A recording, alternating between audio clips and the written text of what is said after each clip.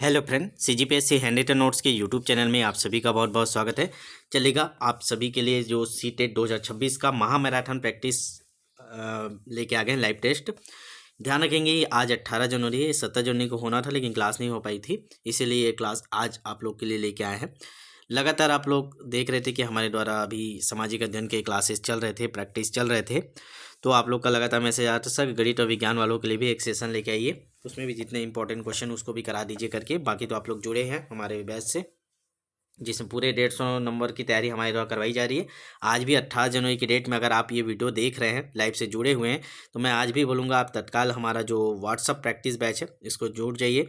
इसमें आपको चाहे आप पेपर 1 की तैयारी करो, चाहे पेपर 2 की तैयारी करो, आपको हर सब्जेक्ट, जैसे हिंदी का है तो हिंदी का छोटा छोटा टॉपिक, हर टॉपिक का पूरा टेस्ट, जितने संभावित पेपर है, क्वेश्चन है आपके व्यापन लेवल पर, क्षति लेवल पर, वो सारे आपको प्रोवाइड हो रहे हैं एक साथ। आप जिसको भी घर में पढ़ रहे हैं फिर उसका टेस्ट दिला लीजिए, जिसको मन है उतना, ऐसे करके आप अपने समय अनुसार अपने अनुसार आप टेस्ट दिला सकते हैं। आज सभी बैच में फिर से जितना बचा टेस्ट है जो सब्जेक्ट का, वो अपडेट हो जाएगा। ठीक है, तो आपको बस करना ये है 75 83 86 44 61, इसमें एक मैसेज कर देना सर सीजीटेट पेपर 1 पेपर 2 जिसकी भी आप तैयारी करें उसकी प्रैक्टिस करना है करके। नाम मात्र की जो टाइपिंग शुल्क आपसे अभी हम लोग ले रहे हैं और एक साथ आपको पूरा कंप्लीट टेस्ट मिल जा रहा है। ठीक है, चलिए एक बार अपने व्हाट्सअप में शेयर करिए, फिर क्लास को स्टार्ट करते हैं। लंबा क्लास चलेगा, आप लोग अंतिम तक बने रहिएगा। जो सहायक शिक्षक वाले होंगे वो भी देखिए, क्योंकि इसमें गणित पेडागोजी के क्वेश्चन सम्मिलित किए गए हैं जो आपको पेपर 1 के लिए भी महत्वपूर्ण इंपॉर्टेंट है। ठीक है, और चलिएगा स्टार्ट करते हैं। फिर एक बार आप लोग शेयर कर दीजिए जल्दी से, और चैनल को सब्सक्राइब करके रखिएगा जितने लोग नए हैं, ताकि आपको क्वेश्चन मिले। देखिएगा मैं बड़ा बड़ा क्वेश्चन लिया हूँ जो हम लोग का प्रैक्टिस सेट में सेलेक्ट किया गया था, उसी से ही मैं और फिल्टर करके लिया हूँ, क्योंकि अभी ज़्यादा समय नहीं है, तो कम समय में ज़्यादा बेहतर क्वेश्चन को सिलेक्ट करने के लिए। ठीक है, तो थोड़ा सा क्वालिटी इसको कम दिख रहा है, क्योंकि ये हमारे प्रैक्टिस बैच का जो प्रैक्टिस सेट बनाए थे पिछले बार 99 वाला, उसमें का था। ठीक है, चलेगा पहला क्वेश्चन आपके स्क्रीन पे है। गणित का ये क्वेश्चन हम लोग स्टार्ट करें गणित पेडागोजी की। चलिएगा, एक शिक्षक को गणित कक्षा में बच्चों के एक विषय समूह को कैसे संभालना चाहिए। एक शिक्षक है, गणित की कक्षा में अगर वो जा रहा है तो बच्चों के एक विषय समूह को कैसे संभालना चाहिए। आपके ऑप्शन है कम क्षमता वाले बच्चों के अनुसार कक्षा प्रश्न हल करके, और उच्च क्षमता वाले बच्चों को जटिल प्रश्न गृह कार्य के रूप में देकर। मतलब आप सरल क्वेश्चनों को कक्षा में हल कर दीजिए और जो कठिन क्वेश्चन है वो उच्च क्षमता वाले बच्चों को होमवर्क दे दीजिए, ऐसा क्या।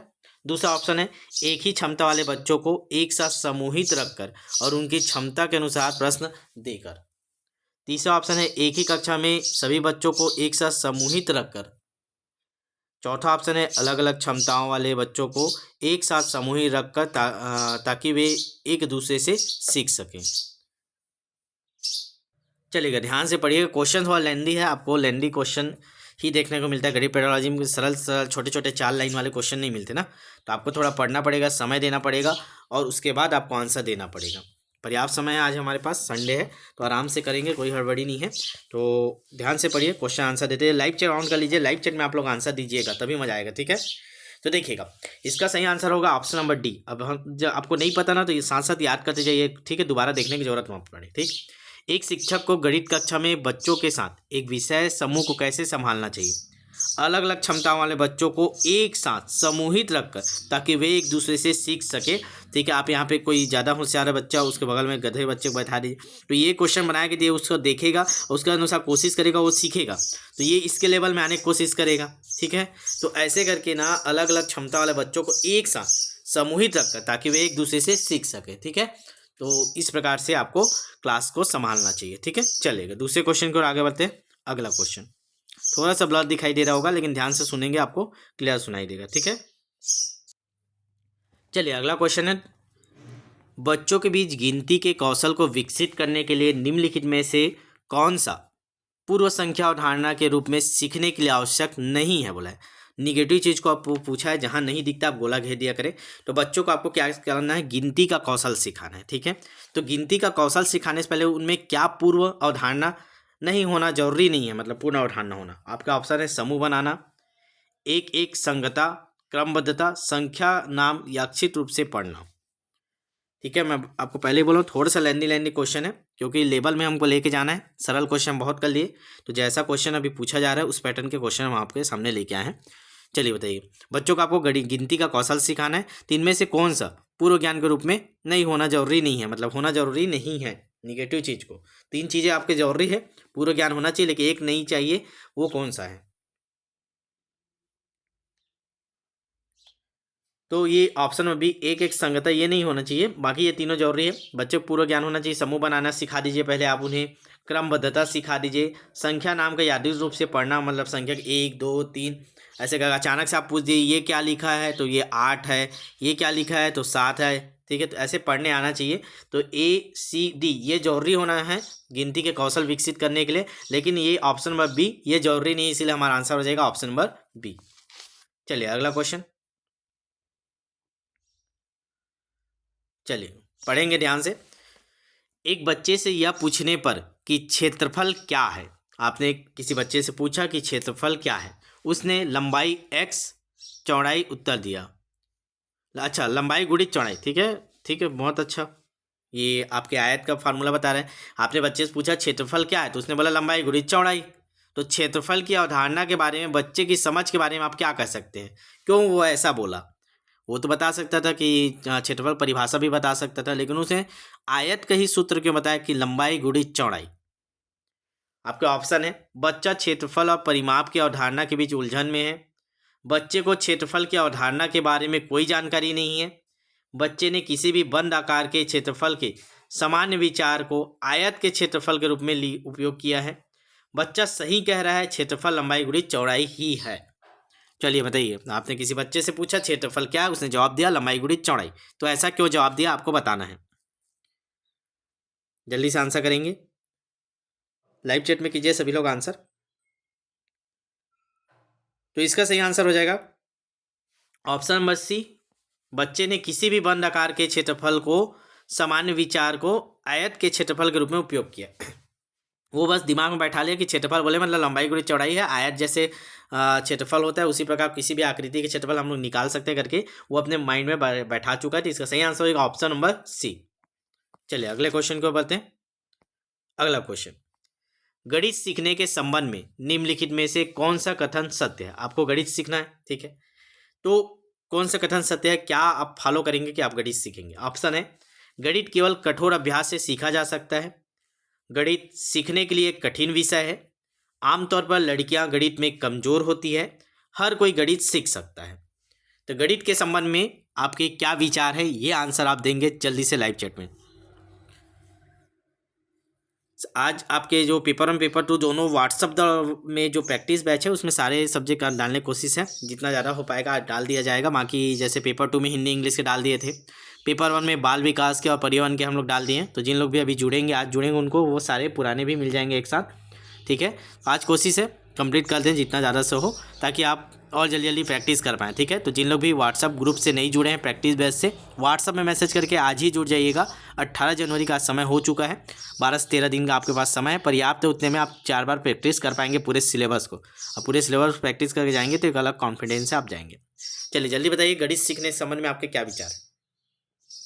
तो स्वाभाविक सी बात है, आपको ये कठोर अभ्यास नहीं करना है, कठिन विषय बोलना ही नहीं है, लड़कियां कमजोर वाला ये वाला भी आपके पूर्वानुमान नहीं लगाना है। ये तीनों गलत है, निगेटिव चीज़ें हैं, तो आपको निगेटिव को पहले काटना है, ऑटोमेटिक आपका एक ही पॉजिटिव बचेगा, हर कोई गणित सीख सकता है। तो यही अवधारणा सही है, हर कोई गणित सीख सकता है। तो हमारा आंसर हो जाएगा ऑप्शन नंबर डी, ठीक है। चलिए अगला क्वेश्चन देखिए, थोड़ा सा ब्लर दिख रहा होगा ना क्वेश्चन, क्योंकि ये प्रैक्टिस बैच जो हम लोग का बुक है उससे उठाया गया है। चलिएगा प्रश्न देखेंगे, पाइथागोरस प्रमेय को सिखाने के लिए एक शिक्षक ने एक सीट वितरित किया। अब ठीक है, आप सभी को पता है पाइथागोरस प्रमेय, ठीक है, कर्ण का वर्ग बराबर लंब का वर्ग प्लस आधार का वर्ग, ठीक है, ये आपको पता है। अब एक टीचर बोला कि बच्चों को मैं सिखाऊंगा पाइथागोरस प्रमेय। अब उसने क्या किया, एक सीट वितरण किया, सभी बच्चों को एक एक सीट दे दिया, जिस पर समकोण वाले 4 त्रिभुजों को खींचा गया था और बच्चे को त्रिभुज की भुजाओं के बीच संबंध खोजने के लिए कहा गया। उपरोक्त परिस्थिति में शिक्षक ने किसका प्रयोग किया? तो ये विधि जो वो अपना रहे पाइथागोरस प्रमेय सिखाने के लिए, तो उसमें किस विधि का प्रयोग किया जा रहा है? देखिए इसी प्रकार के क्वेश्चन आते हैं। अब आपको ये नहीं पूछा जाएगा आगमन विधि क्या होता है कि उदाहरण से आपके सूत्र की ओर, या निगमन विधि क्या होता है सूत्र से आगमन की ओर, ऐसे डायरेक्ट क्वेश्चन नहीं पूछा जाता। अब आपको इसी प्रकार के घुमा के उसी चीज़ों को पूछा जा रहा है, ठीक है। चलिए बताएंगे, इस परिस्थिति में शिक्षक ने किस विधि का प्रयोग किया? प्रयोगशाला विधि, आगमन विधि, निगमन विधि, व्याख्यान विधि। चलिए जल्दी जल्दी आंसर करेंगे, बहुत सारे क्वेश्चन हैं। इसको डायरेक्ट इसलिए पीडीएफ बना के आपको करा रहा हूँ ताकि इसको टाइप कराने में भी समय लगता है और आपके पास इतना समय नहीं है और हमारे पास भी नहीं, क्योंकि हमको बैच में भी टेस्ट कराना है, इसलिए डायरेक्ट आपको पीडीएफ बना के क्वेश्चन करानी, तो इसको टाइप करा के आपको कराते तो आपको क्लियर दिखता है, इसलिए थोड़ा सा एडजस्टमेंट करेंगे, ध्यान से सुनेंगे और आपका क्वालिटी बढ़ा कर रखेंगे। ठीक है, उसमें क्वालिटी ऑप्शन आता है, अगर आपको ब्लर दिख रहा है तो क्वालिटी बढ़ाएंगे तो क्लियर दिखेगा। चलिए बताइए जल्दी, पाइथागोरस प्रमेय। तो देखिए उसमें स्वाभाविक से बात है, आगमन आगमन विधि का ही प्रयोग किया। ऑप्शन नंबर बी इसका सही आंसर है, क्योंकि बच्चों को उन्होंने बहुत सारी चीज़ें दी, फिर उसमें पैटर्न ढूंढेंगे, फिर उससे वो निष्कर्ष पे पहुंचेंगे, तो ये आगमन विधि का काम है, तो ऑप्शन नंबर बी इसका सही आंसर है। चलिए अगला क्वेश्चन,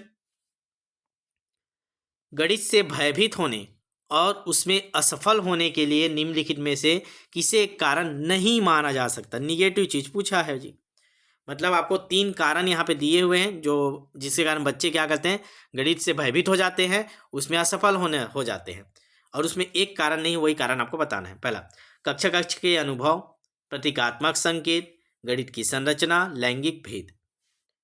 चलिए 3 पॉजिटिव चीज है, एक निगेटिव, तो निगेटिव आपको ढूंढना है। चलिए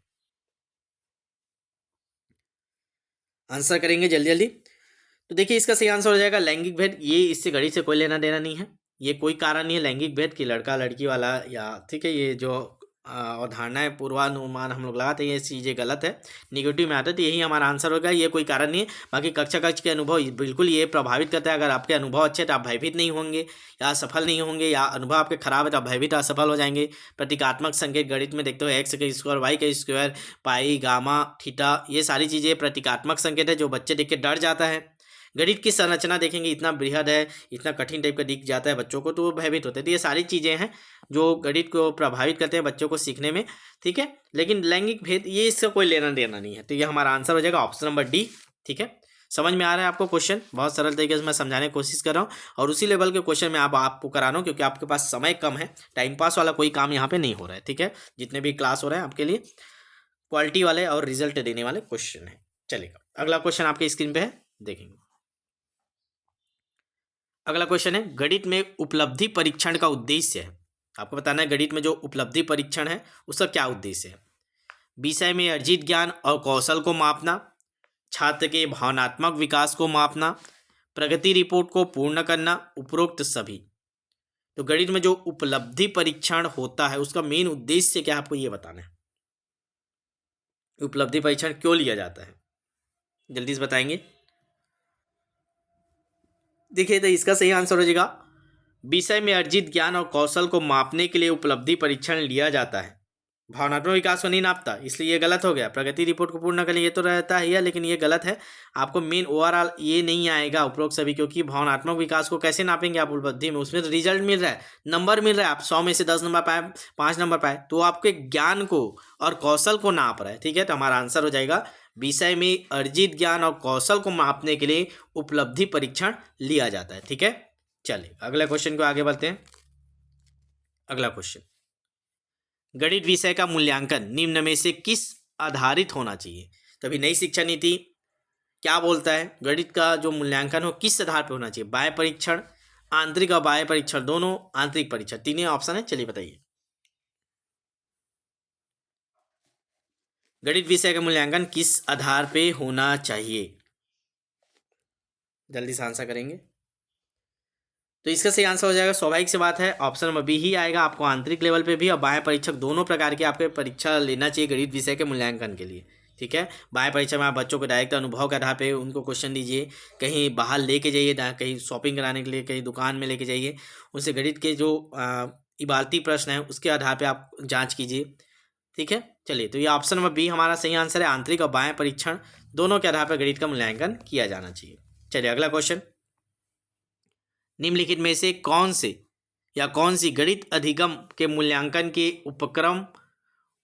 उपकरण और तकनीकें हैं। निम्नलिखित में कौन से गणित अधिगम के मूल्यांकन के उपकरण, आपको गणित का क्या करना है, मूल्यांकन करना है, तो आप किन किन चीज़ों का प्रयोग कर सकते हैं। आपका ऑप्शन है लिखित, मौखिक, प्रदर्शन, परीक्षण और कार्य, इतना एक ऑप्शन में है। लिखित हो गया, मौखिक हो गया, प्रदर्शन परीक्षण हो गया, ठीक। दूसरा परियोजनाएं और कार्य, आपको जैसे वो असाइनमेंट देते हैं वो परियोजनाएं के अंतर्गत आते हैं। बच्चों को आप क्वेश्चन दे दिए, वो घर से बना के लाए और जमा किए, अभी 8वीं 5वीं में ये होता है, आपको असाइनमेंट तैयार करवाना है, ठीक है। तीसरा है गणितीय कार्य करने में बच्चे की भागीदारी। तो इनमें से तीनों आपके कूट दिख रहे हैं, इन तीनों में से किसका किसका प्रयोग गणित के मूल्यांकन के उपकरण के रूप में आप कर सकते हैं, ये आपको आंसर देना है। चलिए जल्दी से आंसर करेंगे, पढ़िए। आपको थोड़ा सा लैंडी क्वेश्चन लग रहा होगा, लेकिन यही लेवल है ना अभी का। तो इसका सही आंसर हो जाएगा तीनों, पहला दूसरा तीसरा, ठीक है, तीनों आएगा। इसमें थोड़ा सा मिस्टेक है कि लिखित कार्य, मौखिक कार्य, प्रदर्शन ये सब कर सकते हैं, परियोजना कार्य भी दे सकते हैं, गणित कार्य में भागीदारी, गणित बच्चों को भी भागीदार बना सकते हैं। तो उससे पता चल जाएगा बच्चे के कैसा लेवल है, अधिगम वो सीखा है कि नहीं। तो ऑप्शन नंबर डी आएगा 1 2 3, ठीक है। ऑप्शन यहाँ पे करेक्ट नहीं लिखा है, 1 2 3 आएगा, ठीक है। चलेगा अगला क्वेश्चन। एक बच्चा वर्ग और आयत में अंतर नहीं कर पा रहा है, ठीक है। वह दोनों को एक ही श्रेणी में निर्धारित करता है कि चतुर्भुज है, चार कोना है, चार भुजा है, तो वर्ग भी सेम है, आयत भी सेम है, ऐसे करके उसके दिमाग में बैठ गया है। वैन हीले के जो ज्यामिति वक्र तर्क के सिद्धांत के अनुसार छात्र किस चरण में है। तो आपको पहले ये क्वेश्चन याद रखना होगा कि ज्यामिति तर्क के सिद्धांत किसने दिया है। यहाँ से एक क्वेश्चन बन सकता है डायरेक्ट फैक्ट वाले, ज्यामिति तर्क के सिद्धांत गणित में वैन हीले ने दिया है, ठीक है। अब उसके अनुसार बच्चा किस लेवल पे है, तो उसके आपके लेवल देख लीजिएगा, ठीक है। कितने लेवल होते हैं इसके बारे में डिटेल अभी नहीं जा रहे हैं, क्वेश्चन आया तो मैं आपको करा दे रहा हूँ, ठीक है। तो बच्चा वर्ग और आयत में अंतर नहीं समझ पा रहा है, तो किस लेवल पे है, अभिगृहित स्तर पर, विश्लेषण स्तर पर, निगमन स्तर पर, दृश्यीकरण स्तर पर। चलिए बताएंगे।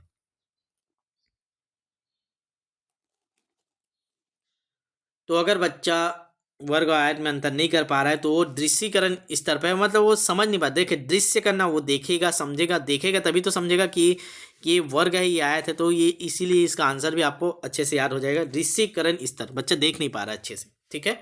चलेगा, समझ नहीं पा रहा और धारणा वाला देख नहीं पा रहा है ना। चलिए अगला क्वेश्चन। निम्नलिखित में से क्या गणितीय शिक्षण के मूल्यांकन का आयाम नहीं है। आपको गणित का मूल्यांकन करना है तो उसके किस आयाम के आधार पे आप ये मूल्यांकन नहीं किया जाता, मतलब कौन सा उसका आधार नहीं होता, ये आपको बताना है। संचार, स्वरूप और कार्य पद्धति, गणित के प्रति अरुचि, गणितीय तर्क शक्ति। तो क्या है मूल्यांकन का आधार, इनमें से नहीं है पूछा है ना। निगेटिव आपको बताना है, 3 आपके मूल्यांकन के आधार आयाम के अंतर्गत आता है, एक आपके गलत है, वही आपको चुन के बताना है। चलिए बताएंगे। तो देखिए शिक्षण, आप देखिए बच्चे का शिक्षण करेंगे तो संचार देखेंगे बच्चा कर पा रहा है कि नहीं गणित, तो उससे भी पता चलेगा, ठीक है। गणित के प्रति अरुचि, अगर बच्चा रुचि दिखाए तो भी आप बता पाएंगे गणित को समझ नहीं आ रहा, बच्चे के मूल्यांकन कम है बच्चा, ठीक है। तो ये भी सही है, ये भी सही है। गणित के में प्रति तर्क शक्ति नहीं है तो भी है, लेकिन स्वरूप और कार्य पद्धति ये आपके गणित शिक्षण के मूल्यांकन का आयाम नहीं है। तो हमारा आंसर हो जाएगा ऑप्शन नंबर बी। इसका आंसर क्या हो जाएगा, ऑप्शन नंबर बी याद रखेंगे, ठीक है। चलिए अगला क्वेश्चन चलेगा। वैन हीले के बारे में एक और क्वेश्चन है। वैन हीले सिद्धांत के अनुसार ज्यामिति में चिंतन के 5 स्तर हैं। ये आपको आंसर मिल गया। मैंने आपको पूछा था ज्यामिति के तर्क के अंतर्गत किसने सिद्धांत दिया, वैन हीले ने। किस किस स्तर पे कितने स्तर हैं, तो ये 5 स्तर होते हैं, उसमें एक हम लोग ने पढ़ा था, ठीक है। कि बच्चा अगर वर्ग और आयत में अंतर नहीं कर पा रहा है तो दृश्यीकरण स्तर पे आएगा करके, दृश्य वाला, ठीक है। तो उसी ने ये आप ये इस क्वेश्चन के थ्रू याद कर लीजिए। वैन हीले ने जो सिद्धांत दिया है ज्यामिति में चिंतन के, उसके कितने स्तर है, 5, ठीक है। दृढ़ता वैन हीले के सिद्धांत के किस स्तर पर प्रतिनिधित्व करता है, मतलब एक हम लोगों ने पीछा दृश्यीकरण पढ़ चुके हैं, दूसरा भी हम लोग पढ़े दृढ़ता, तो ये किस स्तर पे आता है, पहले स्तर, दूसरे स्तर, तीसरे स्तर, चौथे स्तर। दृढ़ता की बात किया है, दृढ़ शक्ति किसी भी चीज को सॉल्व करने के लिए, तो ये आपको याद रखिएगा चौथे स्तर, ऑप्शन नंबर डी हमारा इसका सही आंसर है। वैन हीले के सिद्धांत में दृढ़ता जो शब्द है वो आपके चौथे स्तर के अंतर्गत आता है, ऑप्शन नंबर डी। चलिए अगला क्वेश्चन। चलिए एक ये भी वैन हीले से संबंधित प्रश्न है। एक गणित के अध्यापक ने विद्यार्थियों से एक टेनग्राम में दिए गए सभी आयतों को पहचानने के लिए कहा। उपरोक्त क्रियाकलाप विद्यार्थियों का वैन हेले के अनुसार दिए गए ज्यामितीय तर्क के किस स्तर का आकलन करने के लिए उपयुक्त है। दृश्यीकरण, स्वयं सिद्ध, विभिन्न आकृतियों में परस्पर संबंध स्थापित करना, आकृतियों को पहचानना। मतलब उन्होंने जो 10 ग्राम आता है उसमें अलग अलग ऐसे करके आकृति बनी हुई होती है, ठीक है। तो उसमें बोला कि इसमें से कौन कौन सा आयत है, सभी आयत को पहचानिए। तो ये पहचानने वाला जो काम है वो किस स्तर के अंतर्गत आता है, चलिए बताएंगे। ये क्वेश्चन हम लोगों ने पहले भी किया है। देखिए रूप अलग था, बच्चा वर्ग आयत में अंतर नहीं कर पा रहा था, तो किसी कहीं ना कहीं वो किस स्तर में था, तो ऑप्शन नंबर ए दृश्यीकरण। अभी भी वो उसी स्तर में, क्योंकि उसको पहचानना है, दृश्य करना है, देखना है, पहचानना है कि कौन कौन सा आयत है। तो ऑप्शन नंबर ए इसका सही आंसर होगा। चलिए अगले क्वेश्चन की ओर।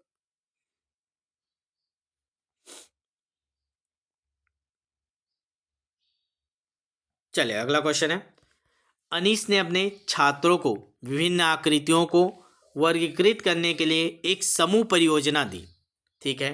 जो अनीस है वो टीचर का नाम है अनीस, उसने अपने छात्रों को बहुत से आकृति दे दिया और उसको बोला अलग अलग आकृतियों को छांट के अलग अलग कीजिए, सेम सेम आकृतियों को एक साथ और इसको अलग अलग। इस परियोजना में विद्यार्थियों के प्रदर्शन का आकलन करने के लिए निम्नलिखित में से कौन सी आकलन तकनीक सबसे उपयुक्त होगी। अब बच्चों को आकलन करना है कि वो कैसे करें, तो rubric, paper pencil test, checklist, संकल्पना, मानचित्र। तो हमको आकलन करना है कि बच्चे जो परियोजनाएं दी है उसमें कितने सक्षम हो चुके हैं, तो उसके लिए कौन सा विधि हम लोग प्रयोग करेंगे। क्वेश्चन को समझिए, बहुत सारी आकृति दे दी, उसको वर्गीकृत वर्गीकृत करना है, अलग अलग करना है। चलिए बताएंगे। तो इसको रूबिक के नाम से जानते हैं, आप याद कर लीजिए, ज़्यादा डिटेल में मत जाइए, ठीक है। तो आकलन का तकनीक कौन सा, रूबिक। आप याद कर लीजिए, बच्चों को बहुत सारे हम लोग आकृतियां दे दिए, उसको अलग अलग छांटने बोले, तो रूबिक के अंतर्गत आएगा ऑप्शन नंबर ए, ठीक है। चलिए अगला क्वेश्चन, आकलन से सबसे निकटतम रूप से संबंधित है। आकलन, आकलन वाला हम लोग चैप्टर का क्वेश्चन कर रहे हैं। आकलन, आकलन से रिलेटेड इनमें से सबसे निकट की चीज क्या है। विषय की विषय वस्तु का आकलन करते हैं क्या हम लोग, मूल्यांकन की विधियां इसके अंतर्गत आती है क्या, उद्देश्य, इनमें से कोई नहीं। तो आपको बताना है आकलन के सबसे निकटतम रूप के रूप में किससे संबंधित है। चलिए आंसर करेंगे।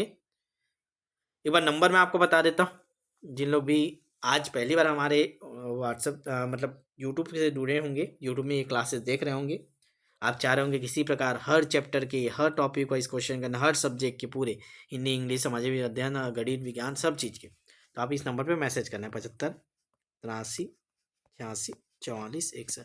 सी जी टेट वालों के लिए स्पेशल समय है, सही समय है आज 18 जनवरी। मैं फिर से डेट याद करा रहा हूँ, ऐसा मत सोचिएगा कि अब लेट हो गए। अब क्या है, 12 दिनों का आपके पास समय, 12 दिन में आप 2 से 3 बार 4 बार आप पूरे सिलेबस का प्रैक्टिस कर पाएंगे, ठीक है।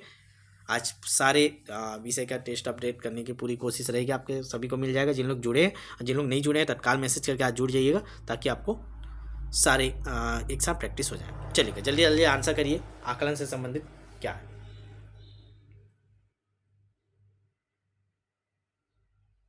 चलिए आंसर करेंगे जल्दी से। चलिए इसका आंसर बताएंगे। तो देखेंगे आकलन के सबसे निकटतम रूप के रूप में ऑप्शन नंबर ए, विषय की विषय वस्तु को संबंधित किया जाता है।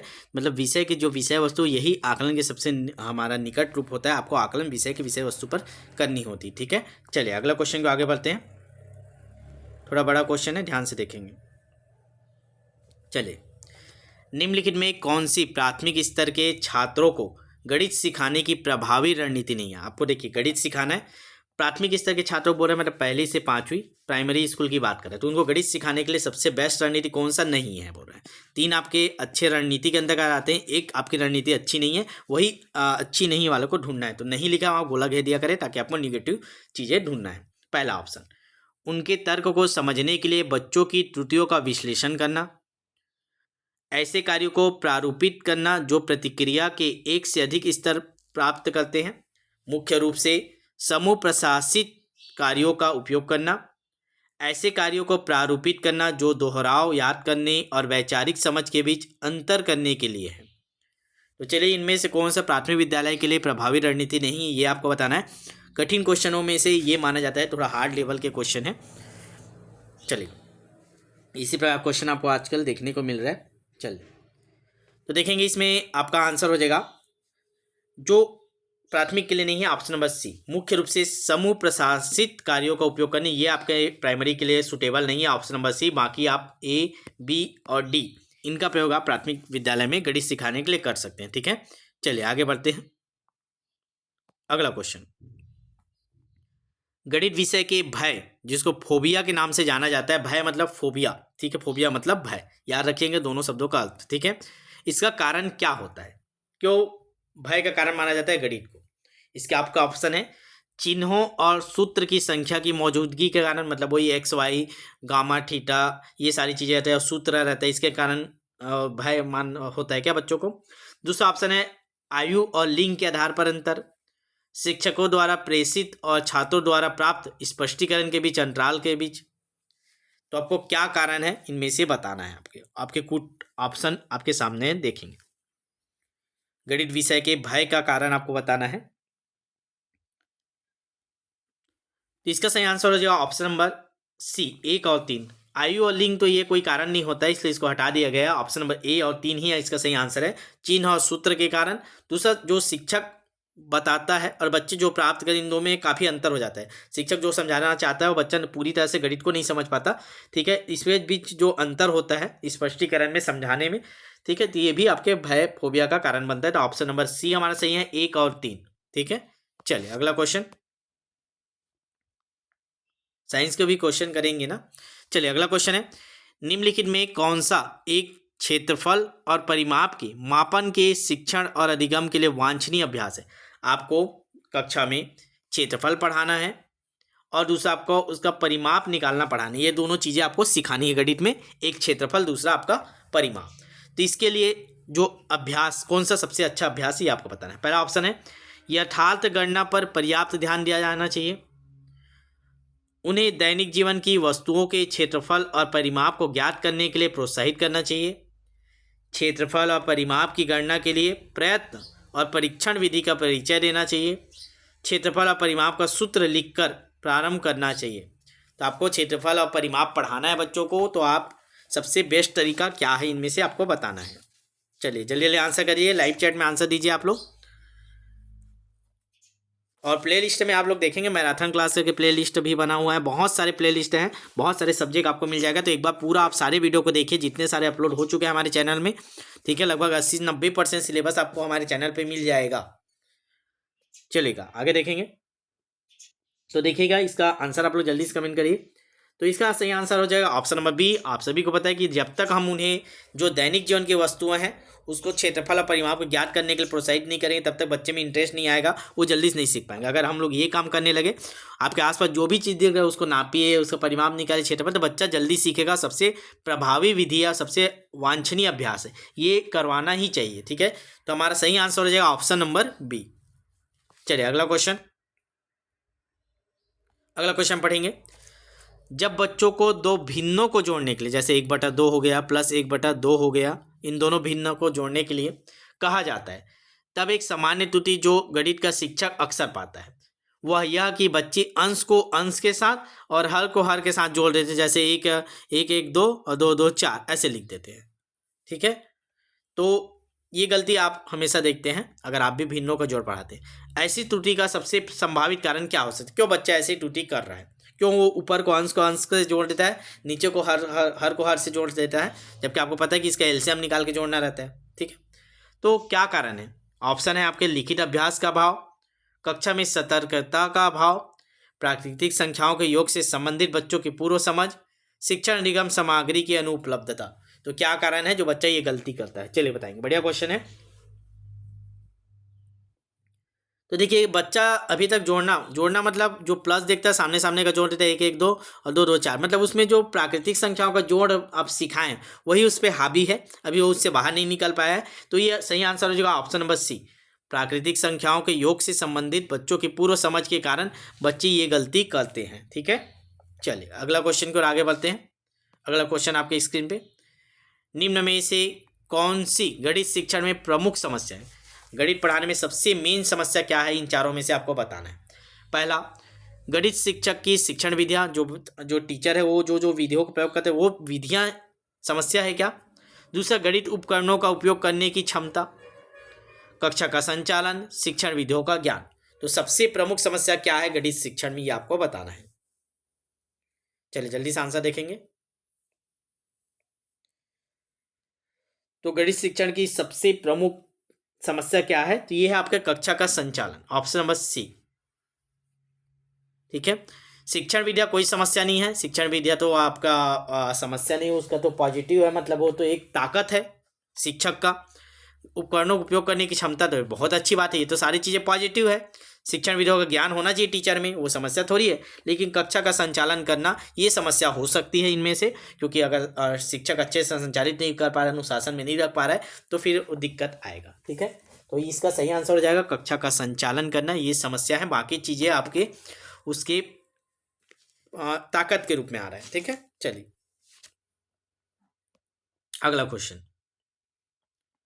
गणित में निम्नलिखित में से किस शिक्षण सहायक सामग्री का उपयोग दृष्टिबाधित छात्रों के लिए नहीं किया जा सकता? नहीं किया जा सकता पूछा, निगेटिव चीज़ें आपको बताना है। जो देख नहीं सकते ऐसे बच्चों को आपको गणित पढ़ाना है, तो इसमें क्या चीज़ का प्रयोग आप नहीं कर पाए? टाइल्स, जियोबोर्ड, जियोजेब्रा, टेलर अबेकस, इसमें से एक चीज़ का प्रयोग आप दृष्टिबाधित छात्रों के लिए नहीं कर सकते। बाकी वो बच्चे अपने आँख बंद होने के बाद भी वो छू कर समझ कर प्रयोग कर पाएंगे, 3 चीज़ों का प्रयोग, लेकिन एक चीज़ का नहीं कर पाएंगे, वो क्या है? चलिए बताएंगे। तो वो है जियोजेब्रा। जियोजेब्रा के अलावा टाइल्स, जियोबोर्ड, टेलर अबेकस, ये सब का प्रयोग आप दृष्टिबाधित छात्रों के लिए कर सकते हैं, याद कर लीजिएगा। ठीक है, जो दृष्टिबाधित छात्र हो उसके लिए आप टाइल्स का प्रयोग कर सकते हैं, जियोबोर्ड का प्रयोग कर सकते हैं, टेलर अबेकस का प्रयोग कर सकते हैं, लेकिन जियोजेब्रा का प्रयोग नहीं कर सकते। इसीलिए हमारा आंसर हो जाएगा ऑप्शन नंबर सी। चलिए अगले क्वेश्चन को आगे बढ़ते हैं। अगला क्वेश्चन, निम्न में कौन सा गणित में कम उपलब्धि का कारण हो सकता है? तो गणित में कोई बच्चा अगर गधा है, गधा नहीं बोल सकते, अगर उनका जो लेवल है वो नीचे है, कम है, तो उसका कारण क्या हो सकता है? लिंग, सामाजिक सांस्कृतिक पृष्ठभूमि, गणित की प्रकृति, व्यक्ति की स्वाभाविक योग्यता। तो इनमें से आपको बताना है कि क्या उसकी उपलब्धि के कम होने का कारण हो सकता है गणित के लिए। चलिए जल्दी से आंसर करेंगे।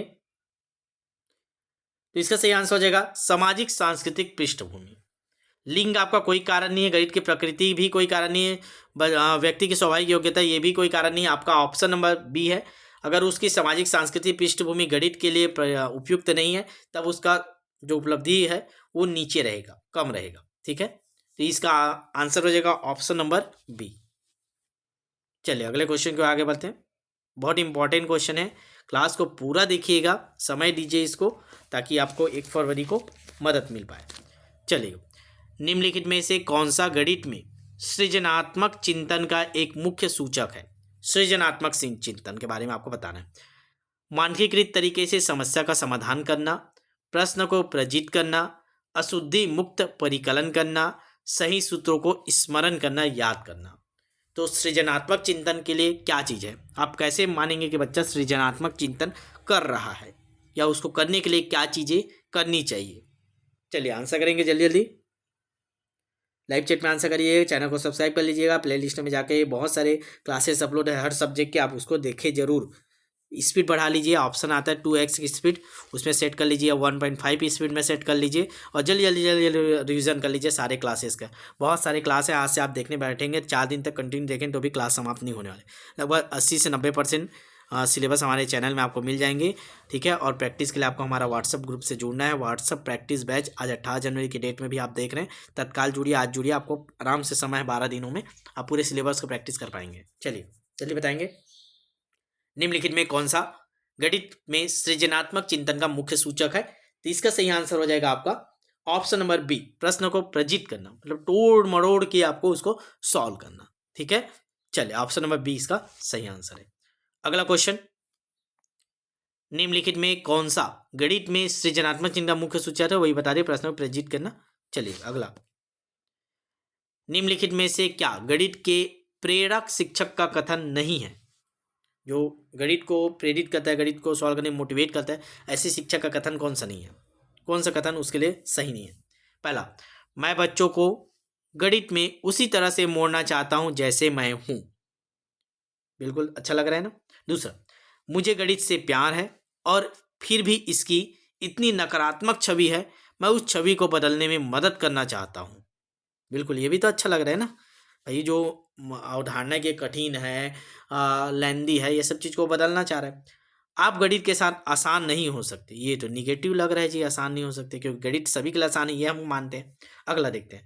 मैं बच्चों को दिखाना चाहता हूँ कि गणित एक आकर्षक विषय, ये भी पॉजिटिव है। तो आंसर ऑटोमेटिक आ गया ऑप्शन नंबर सी। ये निगेटिव, हमको निगेटिव ढूंढना था। तो गणित के साथ आसान नहीं हो सकते, ये गलत है। सभी लोग आसान हो सकते हैं, सभी के लिए गणित आसान है। ये अवधारणा आपको लेके चलना है, एक मोटिवेशन शिक्षक के लिए, गणित के लिए, शिक्षक के लिए। चलिए अगले क्वेश्चन की ओर आगे बढ़ते हैं। अगला क्वेश्चन, गणित के शिक्षण अधिगम में निम्नलिखित में से कौन सा लक्षण रचनात्मक प्रक्रिया का नहीं है? तो कौन सी चीजें हैं इसमें से जो बच्चा करेगा तो आपको लगेगा कि ये रचनात्मक प्रक्रिया नहीं कर रहे हैं? पहला, कक्षा आरंभ करते समय विद्यार्थियों की प्रारंभिक समझ का आकलन करना। करना चाहिए, अच्छी बात है। अंतर्दर्शी हलों को प्रोत्साहित करना, संज्ञानात्मक संघर्ष के लिए अवसर प्रदान करना, समस्या समाधान के लिए निर्धारित तरीका अपनाने को प्रोत्साहन देना। तो कौन सा गलत है बोल रहे हैं ना, निगेटिव, सबसे निगेटिव चीज आपको ढूंढना है। चलिए आंसर बताएंगे। तो देखिएगा, आप पढ़ेंगे, कक्षा प्रारंभ, आकलन करेंगे पूर्व ज्ञान के, ये तो अच्छी चीजें हैं। अंतर्दर्शी हलों को मतलब ये भी अच्छी चीज है, संज्ञानात्मक संघर्ष के साथ ये भी। लेकिन केवल समस्या समाधान के लिए निर्धारित, आप निर्धारित कर देंगे, ये दायरा सेट कर देंगे कि आपको इससे बाहर नहीं जाना है, इन्हीं 2-3 चीज़ों का प्रयोग करना है, इसी सूत्रों से हल करना है। तो बच्चा फिर रचनात्मक प्रक्रिया कैसे होगा? बच्चा तो रचना नहीं कर रहे हैं ना, बच्चा तो बंद गया आपके, जो आपने जो दायरा सेट किया है कि इन्हीं सूत्रों से, इन्हीं विधियों से, इन्हीं तरीकों से अगर आपको इस गणित को हल करना है करके आप बच्चों को सिखा रहे हैं, बोल रहे हैं, तो रचनात्मक प्रक्रिया के अंतर्गत नहीं आता। इसीलिए हमारा इसका आंसर हो जाएगा ऑप्शन नंबर डी। ठीक है, चलिए अगले क्वेश्चन को आगे बढ़ते हैं। बड़ा क्वेश्चन है, ध्यान से पढ़ेंगे, स्क्रीन पर छोटा दिखाई देगा। चलिए पढ़ते जाते हैं, फिर आगे बढ़ेंगे ऑप्शन। चलिए, योग की एक समस्या है, हमने बच्चों को दिया 234 + 42 को हल करने के लिए। विद्यार्थी ने जोर से कहा यदि वह 40 होता तो उत्तर 244, 254, 256 ऐसा होता, परंतु यह 42 है, इसीलिए यह 274 + 2 + 246 होगा, इसलिए 234 + 42 इतना हुआ। इस प्रकार का अगर बच्चा उत्तर दे रहा है तो आपको उसके लिए सही कथन क्या है ये आपको बताना है, वो किस विधि का प्रयोग कर रहे हैं। ऑप्शन है आपके, विद्यार्थी द्वारा प्रयुक्त युक्ति के लिए निम्नलिखित कथनों में से कौन सा कथन सही है? गणित की कक्षा में मौखिक परिकलनीय युक्तियों को हतोत्साहित किया जाना चाहिए, मतलब मौखिक रूप से आपको इस प्रकार के क्वेश्चन नहीं पूछने चाहिए, ये बोल रहा है। दूसरा, इस तरह की प्रणालियों द्वारा हल की गई समस्याओं को ठीक करते हुए एक शिक्षक का कार्य बढ़ जाता है। इस तरह की कलन विधि विद्यार्थियों के लिए अवधारणात्मक ज्ञान की सूचक नहीं है। गणित में अनौपचारिक रणनीतियों का उपयोग एक शिक्षक को बच्चे की अवधारणात्मक समझ की प्रक्रिया को जानने में सहायता करता है। चारों आपके सामने इस प्रकार का बच्चा अगर आप क्वेश्चन पूछे जवाब दे तो क्या आंसर आएगा? चलेगा, इसका जल्दी से आंसर कर लेते हैं, थोड़ा सा लैंडिंग क्वेश्चन है, ज़्यादा समय नहीं लेते ऐसे क्वेश्चन। इसका आंसर हो जाएगा ऑप्शन नंबर डी। डी, गणित में अनौपचारिक रणनीतियों का उपयोग एक शिक्षक को बच्चे की अवधारणात्मक समझ की प्रक्रिया को जानने में सहायता, मतलब इस प्रकार क्वेश्चन पूछा है तो टीचर को अवसर मिला कि बच्चे की समझ को समझ पाएगा कि बच्चा कैसा सोचा है, इसका आंसर क्यों ऐसा दे रहा है, क्या उनमें कमी है, क्या आगे उसको सुधार करना है। इसका सही आंसर ऑप्शन नंबर डी होगा। ठीक है, चलिए आगे बढ़ेंगे, अगला क्वेश्चन।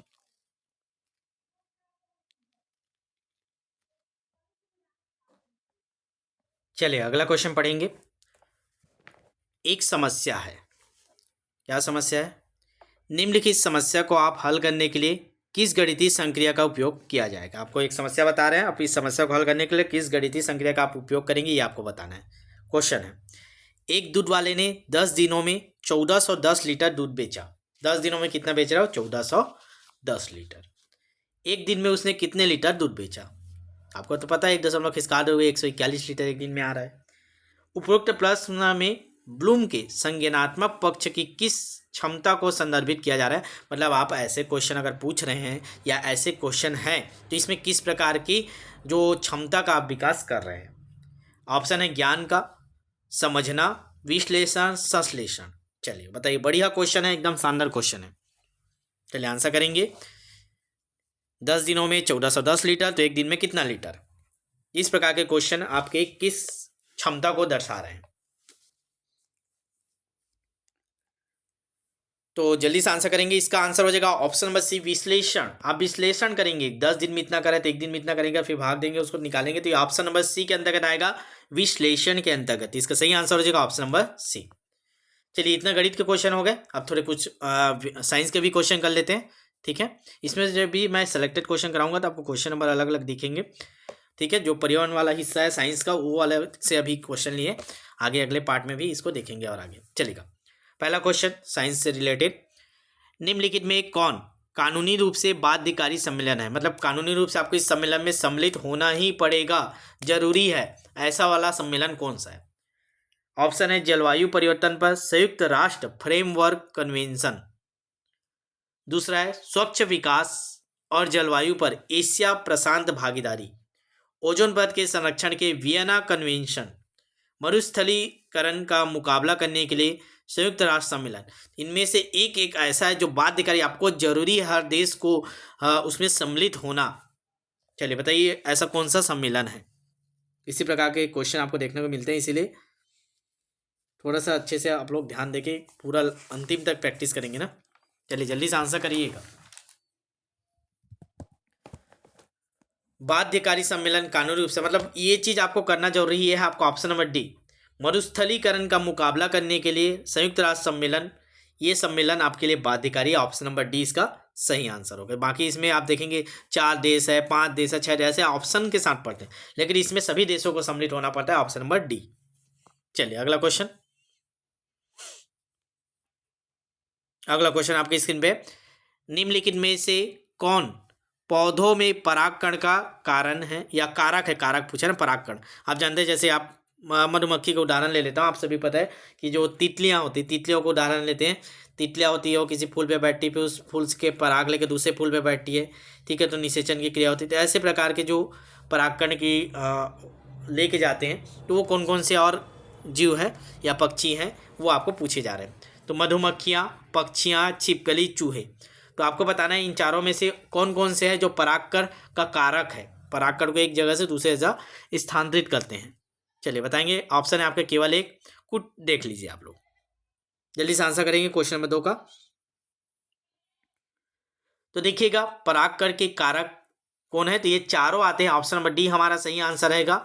मधुमक्खियों के द्वारा भी परागकण एक फूल से दूसरे फूल या एक पेड़ से दूसरे पेड़ जाते हैं, पौधे से।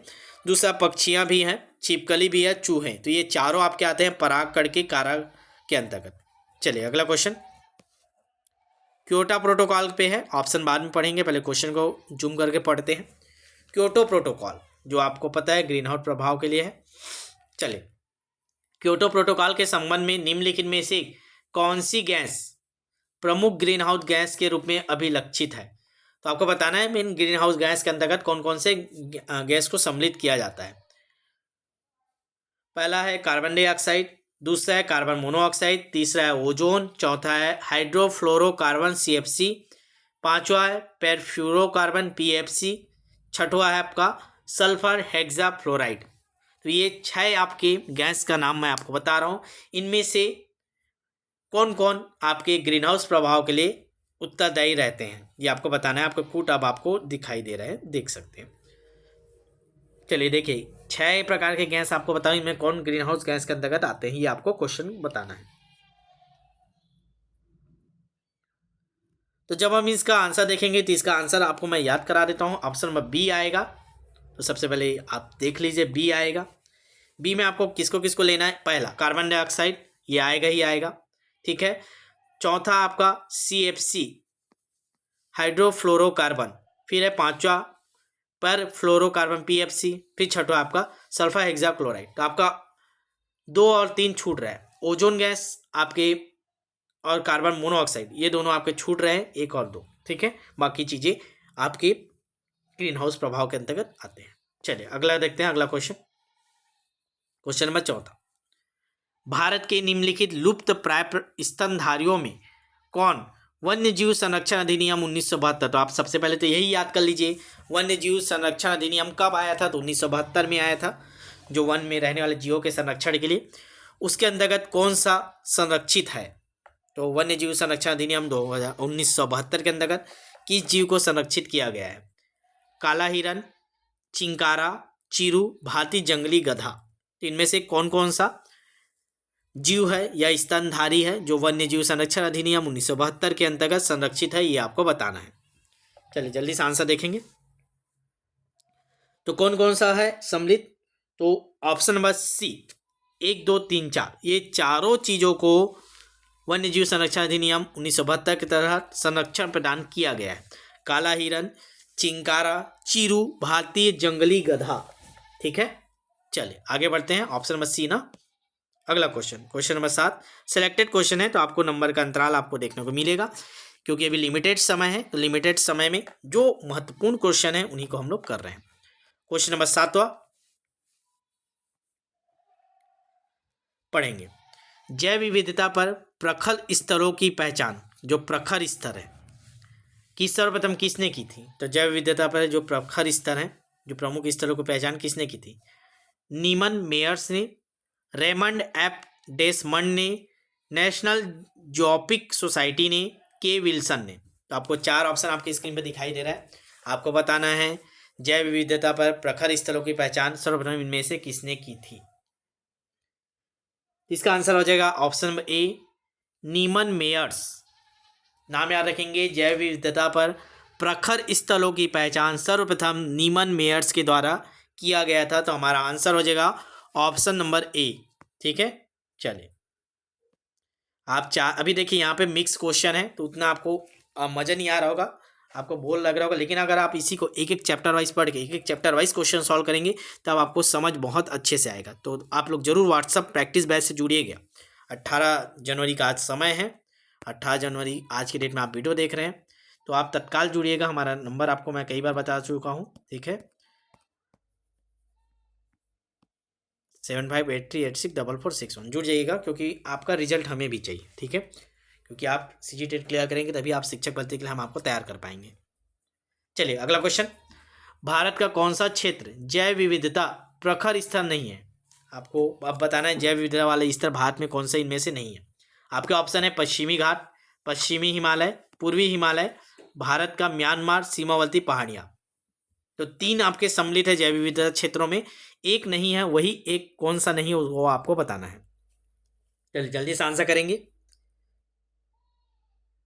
इसका सही आंसर ऑप्शन नंबर बी, पश्चिमी हिमालय आपके सम्मिलित नहीं है, तो ऑप्शन नंबर बी हो जाएगा। बाकी 3 चीजें आपके जैव विविधता के प्रखर स्थल के अंतर्गत सम्मिलित है, पश्चिमी घाट, पूर्वी हिमालय, भारत का म्यांमार, सीमावर्ती पहाड़ियाँ।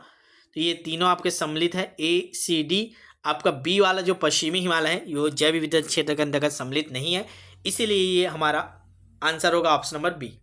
चलिए अगले क्वेश्चन की ओर। अगला क्वेश्चन, सतत शहरों के लिए वैश्विक मंच किसके द्वारा पहल है? तो ये जो सतत शहरों के लिए वैश्विक मंच, ये किसकी पहल है आपको बताना है। ऑप्शन है जलवायु परिवर्तन पर अंतर सरकारी पैनल IPCC, IEPCC। दूसरा ऑप्शन है वैश्विक पर्यावरण सुविधा JEF। तीसरा है ग्रीन पीस इंटरनेशनल GI। चौथा है संयुक्त राष्ट्र पर्यावरण कार्यक्रम UNEP। तो आपको बताना है जो सतत शहरों के लिए वैश्विक मंच, ये किसके द्वारा शुरू किया गया है या ये किसका पहल है? तो आंसर पे सीधे आते हैं, ये है आपकी ऑप्शन नंबर बी, वैश्विक पर्यावरण सुविधा GEF। वैश्विक पर्यावरण सुविधा याद रखिएगा, सतत शहरों के लिए वैश्विक मंच। चलिए अगला क्वेश्चन को आगे बढ़ते हैं। क्वेश्चन नंबर 14, स्वच्छ भारत मिशन ग्रामीण के बारे में निम्नलिखित कथनों पर विचार कीजिए।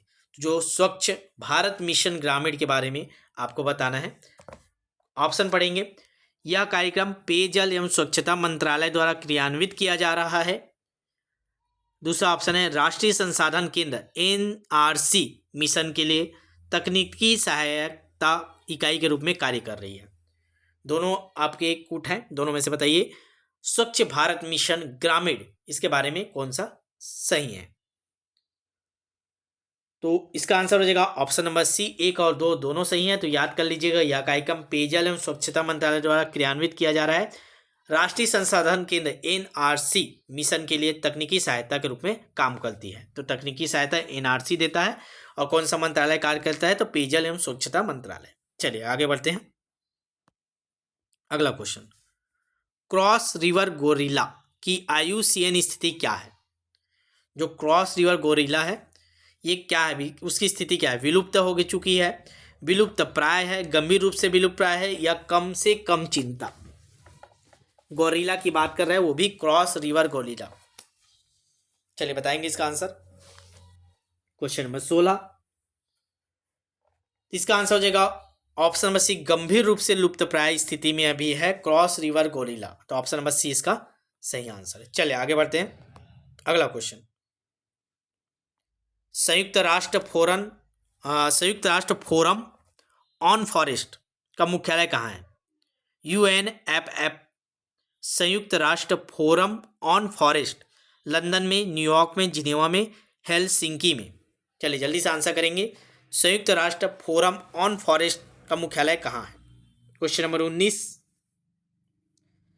इसका आंसर हो जाएगा ऑप्शन नंबर बी, न्यूयॉर्क शहर में है। याद रखिएगा, संयुक्त राष्ट्र फोरम ऑन फॉरेस्ट का मुख्यालय न्यूयॉर्क में है। ठीक है, चलिए अगले क्वेश्चन की ओर।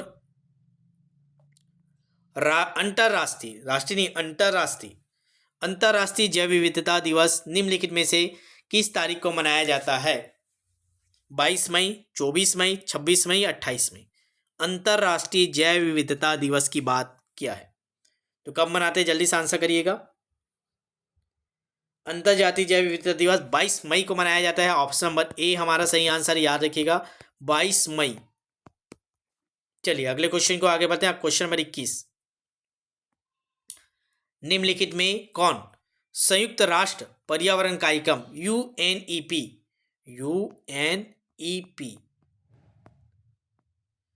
संयुक्त राष्ट्र पर्यावरण कार्यक्रम UNEP के लिए देश में नोडल एजेंसी है? पर्यावरण, वन और जलवायु परिवर्तन मंत्रालय, केंद्रीय प्रदूषण नियंत्रण बोर्ड, राष्ट्रीय वनीकरण और पर्यावरण विकास बोर्ड, उपरोक्त में से कोई नहीं। तो संयुक्त राष्ट्र पर्यावरण कार्यक्रम UNEP के लिए हमारे देश में नोडल एजेंसी कौन से मंत्रालय है, ये आपको बताना है, या कौन सा बोर्ड है? तो इसका आंसर हो जाएगा ऑप्शन नंबर ए, पर्यावरण, वन एवं जलवायु परिवर्तन मंत्रालय।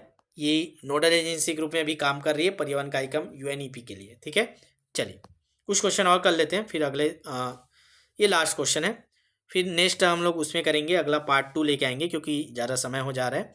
ठीक है, एक सेशन में इससे ज़्यादा लेना, आप लोग को भी थोड़ा सा बोर लग रहा होगा, फिर क्या आंसर रिजल्ट नहीं मिल पाता ज़्यादा लंबा समय में। ठीक है, चलिए क्वेश्चन नंबर 22 देखेंगे।